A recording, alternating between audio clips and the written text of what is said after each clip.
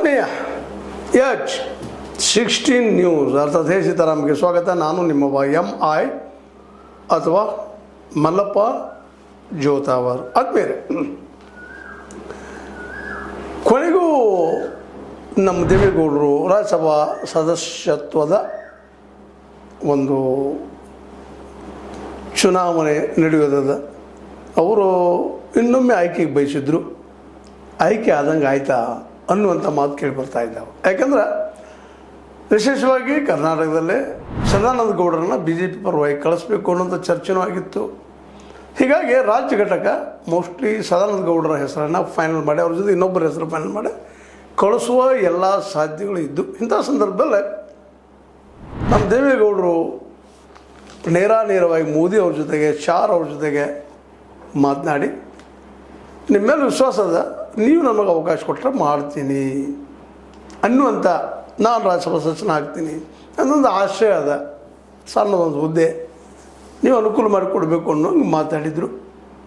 ಈಗ ಈ ವಿಷಯದಲ್ಲಿ ಹಿಂದೆ ಚರ್ಚೆನೂ ಮಾಡಿದ್ವಿ ನಾವು. ಮೋದಿಯವರಿಗೆ ನಮ್ಮ ದೇವೇಗೌಡರು ಪೂರ್ಣ ಪ್ರಮಾಣದ ಶರಣ ಆದ್ರ ಅನ್ನುವಂಗೆ, ಶರಣೋ ಮತ್ತೇನೋ ಅಧಿಕಾರಕ್ಕಾಗಿ ಹೊಂದಾಣಿಕೆ ಆದ್ರ ಅನ್ನೋದು. ಯಾಕಂದರೆ ಜಾತ್ಯಾತೀತ ನೆಲೆಗಟ್ಟಿನಲ್ಲಿ ಬೆಳೆದಂಥವರು BJPಯನ್ನು ಸದಾ ವಿರೋಧಿಸ್ತಾ ಬಂದವರು. ಇತ್ತೀಚೆಗೆ ಅಧಿಕಾರಕ್ಕಾಗಿ ಅವ್ರ ಜೊತೆ ಹೊಂದಾಣಿಕೆ ಆದರೂ ಅನ್ನೋಂಥ ಟೀಕೆಗಳು ಅವ್ರ ವಿರೋಧಿಗಳು ಮಾಡ್ತಾಯಿದ್ರು. ಈಗ ಅದೇ ರೀತಿ ಟೀಕೆಗಳು ಇದ್ದಾವೆ, ಇವತ್ತಾದರೂ ಇಲ್ಲಂತಲ್ಲ. ಆದರೆ ಅವ್ರಿಗೀಗ ತಮ್ಮ ಪಕ್ಷದ ಉಳಿವಿನ, ಅದರಲ್ಲೂ ಮುಂದಿನ ದಿನಗಳಲ್ಲೇ JDSನ್ನು ಬದುಕಿಸುವ ಒಂದು ಛಲ, ಒಂದು ಕೊನೆ ಹೋರಾಟಕ್ಕೆ ಅಂತದ. ಯಾಕಂದರೆ ಅಧಿಕಾರದಲ್ಲಿದ್ದಾಗ ಮಾತ್ರ ಕೆಲವೊಂದಿಷ್ಟು ಮಾಡಲಿಕ್ಕೆ ಸಾಧ್ಯ ಅನ್ನೋಂಥ ಅಭಿಪ್ರಾಯ ಇವತ್ತು ಜನಜನಿತವಾಗಿದೆಲ್ಲ ಕಡೆ. ಹೀಗಾಗಿ ದೇವೇಗೌಡರು ರಾಜ್ಯಸಭಾ ಸದಸ್ಯರಾಗಿ NDA ಜೊತೆಗೆ ಹೋದ್ರೆ ಮಾತ್ರ ನಮ್ಮ ಒಂದಿಷ್ಟೇನೋ ಅವಕಾಶಗಳು, ಜೊತೆಗೆ ಒಂದಿಷ್ಟು ಹೆಚ್ಚಿನ ಸೀಟುಗಳು ಸಿಕ್ಕಪ್ಪ ಅಂತಂದರೆ ಮುಂಬರುವ ಚುನಾವಣೆಯಲ್ಲಿ BJPಯ ಸಹಕಾರದೊಂದಿಗೆ ಹೆಚ್ಚಿನ ಸೀಟುಗಳನ್ನು ಗೆದ್ದ ಮುಂದೆ ಒಂದು ಸ್ವಲ್ಪ ಏನಾದರೂ ಅನುಕೂಲಗಳು ಬಂದರೆ, ಪರಿಸ್ಥಿತಿಗಳು ಹೇಳಲಿಕ್ಕಾಗೋದಿಲ್ಲ. ಅವರಂದು ಗುರಿ ಇಟ್ಟಿದ್ದಾರೆ 70ರಿಂದ 80 ಸೀಟುಗಳನ್ನು ಗೆಲ್ಲಬೇಕಂತೇಳಿ. ಒಂದು 35-40 ಗೆದ್ದರೂ ಸಹಿತ ಕುಮಾರಸ್ವಾಮಿಯವರನ್ನು ಮುಂದಿನ ಮುಖ್ಯಮಂತ್ರಿಗಳಾಗಿ ಮಾಡಬೇಕು, ಅವ್ರನ್ನ ಆ ರೀತಿ ಮಾಡಿ ನೋಡಬೇಕು ಅನ್ನೋದು ಆಸೆ ದೇವೇಗೌಡರು. ಇದನ್ನು ಅರಿತಿರುವಂಥ ನಮ್ಮ ಯಡಿಯೂರಪ್ಪನವರು, ಅವ್ರಿಗೂ ಒಂದು ಇವತ್ತೇನಪ್ಪ ಅಂತಂದ್ರೆ ಬಿಸಿ ತುಪ್ಪಿದ್ದಂಗೆ ಆಗ್ಯದ ದೇವೇಗೌಡರದ್ದು ಈ ಡಿಮ್ಯಾಂಡು. ಯಾಕಂದ್ರೆ ಒಪ್ತೀಯ ಒಂದು ಸಂಕಟ, ಬಿಡ್ತೀಯ ಇನ್ನೊಂದು ಸಂಕಟ. ಯಾಕಂದ್ರೆ ಪಕ್ಷದಲ್ಲಿಯೂ ಅವ್ರ ವಿರೋಧಿಗಳು ಸಾಕಷ್ಟಿದ್ದಾರೆ.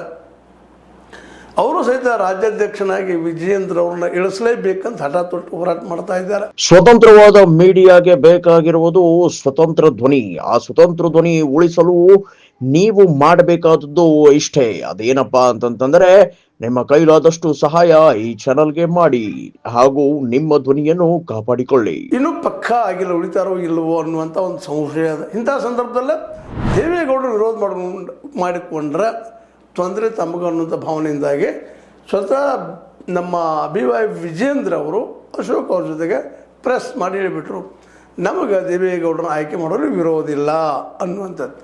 ಯಾಕಂದ್ರೆ ಅಧ್ಯಕ್ಷ ಸ್ಥಾನ ಉಳಿತದನ್ನು ಇನ್ನೂ ಖಾತ್ರಿ ಇಲ್ಲ ನಮ್ಮ ವಿಜೇಂದ್ರ ಅವ್ರಿಗೆ ಮತ್ತು ಯಡಿಯೂರಪ್ಪನವ್ರಿಗೆ.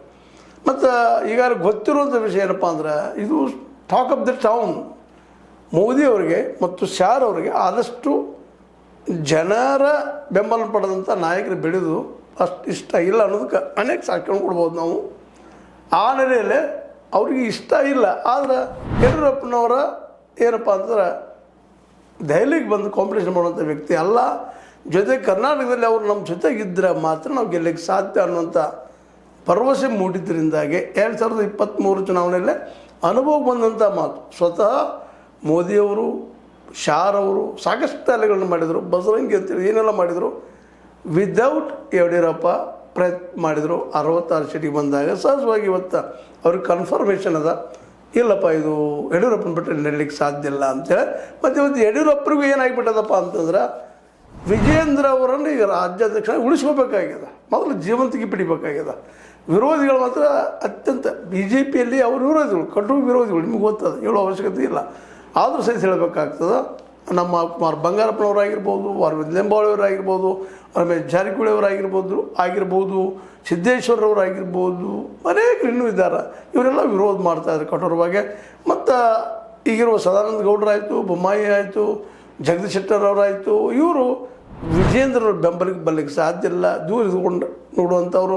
ವಿ ಸೋಮಣ್ಣ ಒಬ್ಬ ಕಾಂಪಿಟೇಟರ್ ಅಧ್ಯಕ್ಷ ಆಗೋ ಸಲುವಾಗಿ ಈ ಎಲ್ಲ ನೆಲೆಯಲ್ಲೇ ವೈರಿಗಳ ದಂಡ, ರಾಜಕೀಯ ವೈರಿಗಳ ದಂಡ ಹೆಚ್ಚಿರೋದ್ರಿಂದಾಗೆ ಸಹಜವಾಗಿ ಯಡಿಯೂರಪ್ಪನವರು ಇವತ್ತು ನಮ್ಮ ದೇವೇಗೌಡರ ರಾಜ್ಯಸಭಾ ಸದಸ್ಯತ್ವವನ್ನು ಒಪ್ಪಿಕೊಳ್ಳೋದ ಪರಿಸ್ಥಿತಿ ನಿರ್ಮಾಣ ಆಗ್ಯದ. ಮೊದಲು ಉಳಿಯೋನಪ್ಪ, ನಂತರ ಅಧ್ಯಕ್ಷ ಆಗಿಬಿಡೋದು. ಸಪೋಸ್ ಏನಾದರೂ BJP ಹೆಚ್ಚಿನ ಪ್ರಮಾಣದಲ್ಲಿ ಗೆದ್ದರೆ ಪರಿಸ್ಥಿತಿ ಹೆಂಗೆ ಬರ್ತದೆ ಗೊತ್ತಿಲ್ಲ. ಆ ಟೈಮ್ದಲ್ಲೇ ನಾವು ಮುಖ್ಯಮಂತ್ರಿ ಸ್ಥಾನಕ್ಕೆ ಫೈಟ್ ಮಾಡಿರೋದು. ಯಾಕಂದ್ರೆ ಮೊದಲು ಮುಖ್ಯಮಂತ್ರಿ ಆಗಬೇಕಾಗಿತ್ತು ಅಂದರೆ ಪಕ್ಷದ ಅಧ್ಯಕ್ಷರನ್ನು ಉಳಿಸ್ಕೋಬೇಕಾಗಿದೆ. ಆ ಪಕ್ಷದ ಅಧ್ಯಕ್ಷರನ್ನು ಉಳಿಸುವಾಗ ದೇವೇಗೌಡ ನಾಳೆ ಅವರು 60-50 ನಿಶ್ಚಿತವಾಗಿ ಅವರು ಕುಮಾರಸ್ವಾಮಿ ಮುಖ್ಯಮಂತ್ರಿ ಮಾಡೋರನ್ನ ಅದನ್ನು ಯಾರು ಮಾತಿಲ್ಲ. ಏನೋ ಅವ್ರು ಕಡಿಮೆ ಆಗಿ ಹೋಗ್ಬಿಡ್ತು. ಈಗ ಬಂದಂಥ 10, 17, 18, 20 ಆಯ್ತದ, ನಮ್ಮ ಮಗನಿಗೆ ಅವಕಾಶ ಸಿಗ್ತದೆ, ಅವ್ರು ಉಪಮುಖ್ಯಮಂತ್ರಿ ನಾವು ಮತ್ತೆ ಮಾಡೋ ಸಾಧ್ಯತೆಗಳು ಆಗ್ಬೋದು ಅಂತ ಏನೋ ಕ್ಯಾಲ್ಕುಲೇಷನ್ ಮಾಡಿದ್ದಾರೆ ಯಡಿಯೂರಪ್ಪನವರು. ಆ ಎಲ್ಲ ಲೆಕ್ಕಾಚಾರದ ಮೇಲೆ ನಾವು ಹೈಕಮಾಂಡ್ ಯಾರನ್ನ ಹೇಳ್ತಾರೆ ಅವರು, ಮೋದಿಯವರು ಮತ್ತು ಹೈಕಮಾಂಡ್ ಅಂದ್ರೆ ಅವ್ರು ಬಿಟ್ಟು ಮತ್ತೆ ಯಾರು ಇಲ್ಲ ಅವ್ರು ಯಾರನ್ನ ಹೇಳ್ತಾರೆ ಅವರಪ್ಪ ನಾವು ರಾಜ್ಯಸಭಾ ಸದಸ್ಯತ್ವಕ್ಕೆ ಕಳಿಸ್ತೀವಿ ಅನ್ನೋಂಥ ಮಾತನ್ನು, ಅವ್ರಿಗೆ ಬೆಂಬಲಿಸ್ತೀವಿ ಅನ್ನೋಂಥ ಮಾತನ್ನು ಹೇಳಿದಾಗ ಸಹಜವಾಗಿ ದೇವೇಗೌಡರ ಹಾದಿ ಇವತ್ತು ಓಪನ್ ಆಗ್ಯದ. ಇವತ್ತೆಲ್ಲರೂ ದೇವೇಗೌಡದಾಗಿರ್ಬೋದು, ಯಡಿಯೂರಪ್ಪನವ್ರದ್ದಾಗಿರ್ಬೋದು, ಇಬ್ಬರು ತಂತಿ ಮೇಲೆ ಹಿಡಿಯುವಂಥ ಒಂದು ಸ್ಥಿತಿಗೆ ಬಂದು ನಿಂತಿದ್ದಾರೆ. ಯಾಕಂದ್ರೆ ಅನಿವಾರ್ಯದ ಇಬ್ಬರಿಗೂ, ಯಡಿಯೂರಪ್ಪನವ್ರಿಗೆ ತಮ್ಮ ಮಗನ್ನ ಅಧ್ಯಕ್ಷರು ಉಳಿಸ್ಕೋಬೇಕಾಗ್ಯದ, ದೇವೇಗೌಡರಿಗೆ ಮುಂದೇನಾಗ್ತದೆ ಗೊತ್ತಿಲ್ಲ, ಅಧಿಕಾರದಾಗಿದ್ದರೆ ನಾವೇನಾದರೂ ಪಡಿಬೋದು ಅನ್ನುವಂಥ ಮನವರಿಕೆ ಅವ್ರಿಗೆ. ಯಾಕಂದ್ರೆ ರಾಜಕೀಯ ಅನುಭವ ಅವರಷ್ಟು ಹಿಂದಿನ ಯಾವ ರಾಜಕಾರಣಿಗಳು ಇಲ್ಲ.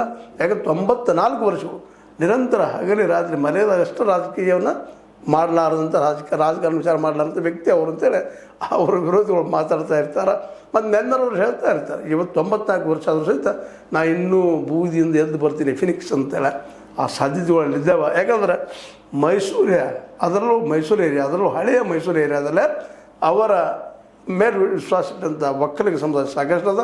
ಈ ಎಲ್ಲ ನೆಲೆಗಟ್ಟಿನಲ್ಲೇ ಇವತ್ತು ಯಡಿಯೂರಪ್ಪನವರು ಅನಗತ್ಯ ಇವರು ವಿರೋಧ ಕಟ್ಟುಗಳಿಗಿಂತಲೂ ಜೊತೆಗೆ ಹೋಗಿ ಸಂದರ್ಭ ಬಂದಾಗ ನೋಡೋಣ ಅನ್ನುವಂಥದ್ದು.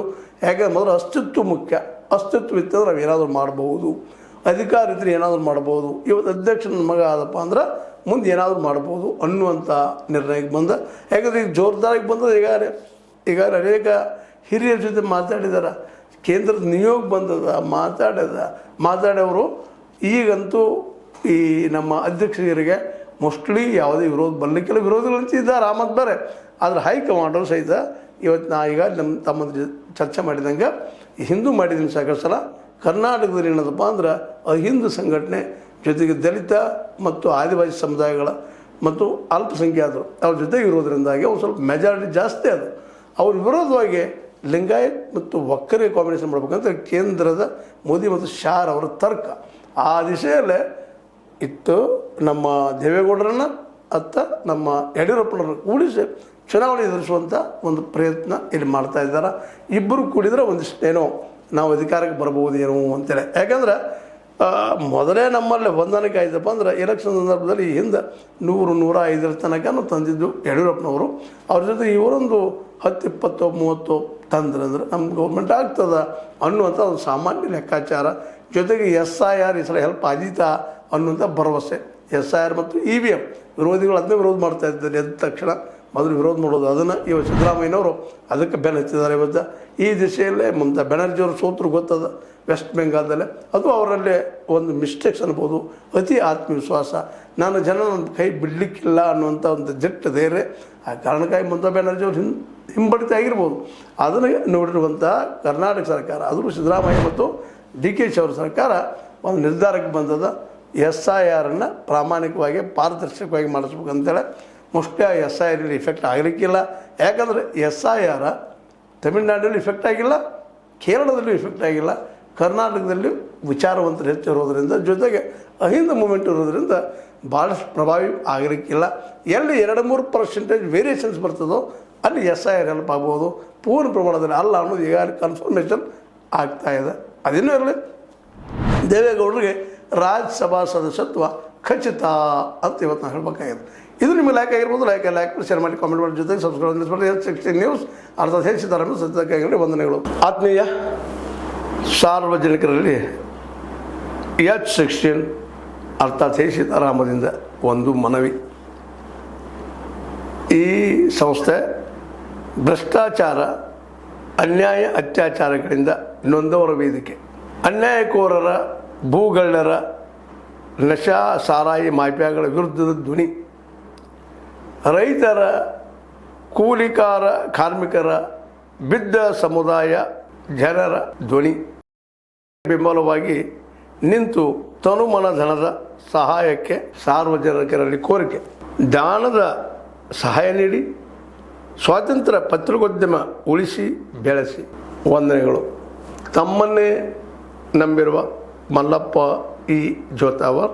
ಈ ಕೆಳಗಿನ QR ಸ್ಕ್ಯಾನ್ ಮಾಡಿ ಅಥವಾ ಈ ನಂಬರ್ ಅಂದರೆ 7411402405ಗೆ ಇಲ್ಲ 9686864852ಗೆ ನೀವು ಫೋನ್ಪೇ ಮಾಡಿ, ಪೇಟಿಎಮ್ ಮಾಡಿ ಅಥವಾ ಇನ್ನಾವುದೇ ಮಾಧ್ಯಮದಿಂದ ಗೂಗಲ್ ಮೂಲಕ ಸಹಾಯ ಮಾಡಿ ಈ ಪ್ರಾಮಾಣಿಕ ಪತ್ರಿಕೋದ್ಯಮವನ್ನು ಉಳಿಸಿ ಅಂತ ಮತ್ತೊಮ್ಮೆ ಮನವಿ. ವಂದನೆಗಳು.